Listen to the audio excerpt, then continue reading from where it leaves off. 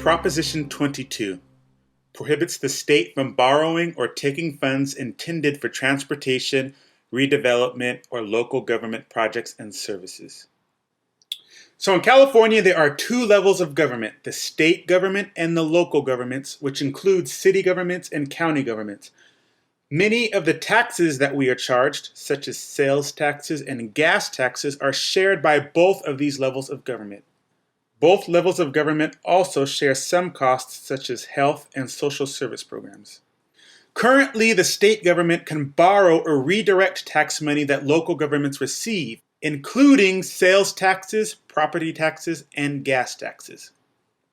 The state can use that money to do whatever it sees fit.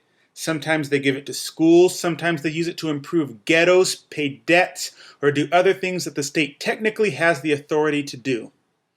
This proposition reduces the authority of the state and prohibits the state, even during severe fiscal hardship, from borrowing tax revenues that are intended for transportation, redevelopment, or local government projects and services. In short, the state government would no longer be able to take or control the local government's tax money. The people saying yes on Proposition 22 are saying that reducing the state's authority will stop state politicians from raiding local government and transportation funds. They note that the state borrowed $5 billion last year and plans to take even more this year, thus causing a neglect of 911 emergency response, police, fire, libraries, senior services, road repairs, and public transportation improvements. They say that this will ensure that gas taxes are dedicated to transportation, and that it will preserve local services such as police and sheriff patrols, 911 emergency dispatch, paramedic response, fire protection, senior services, youth anti-gang and after-school programs, neighborhood parks and libraries, public transportation, and local road safety repairs. They say it will restore the balance between state and local governments that has been destroyed by state politicians abusing loopholes in the law to take away local taxpayer dollars that were designed for local services.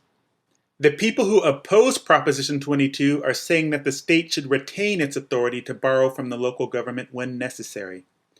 They say Prop 22 would cause schools to lose over $1 billion immediately and an additional $400 million every year after that, thus causing overcrowding in schools, cuts in academics, music, art, vocational training, and classroom safety.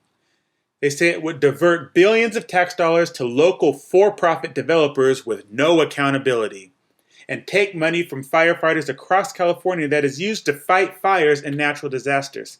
They claim it will make funding affordable healthcare for children more difficult, and finally, it will, quote, leave schools, children's health care, seniors, and the blind and disabled with even less hope, unquote. Oh, well, who wants to see that happen? I know I don't. I love politics. As far as my opinion, it's an interesting matter. On the one hand, the fuel taxes that we pay are supposed to be used to maintain highways, streets, and roads, etc.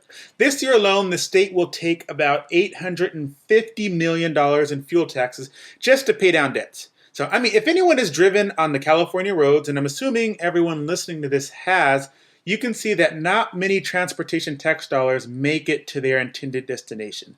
On top of that, many local agencies are having their money snatched up by the state. That's money that was supposed to fund local projects, and it leaves them in a tough place when it comes to providing the services that we expect, like emergency services, city cleanup, and some of the agencies and programs that I mentioned earlier.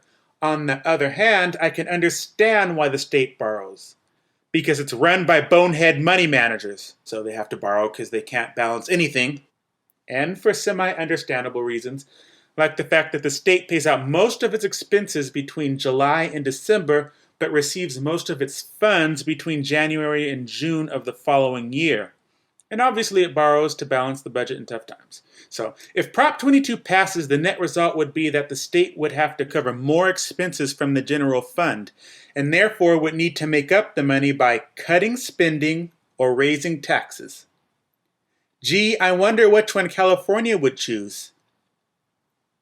On the flip side, local governments would get increased funding for redevelopment, transportation programs, roads, etc.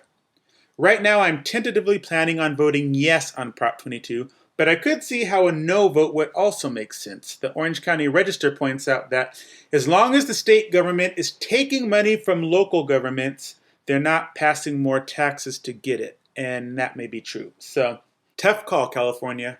Go forth and decide.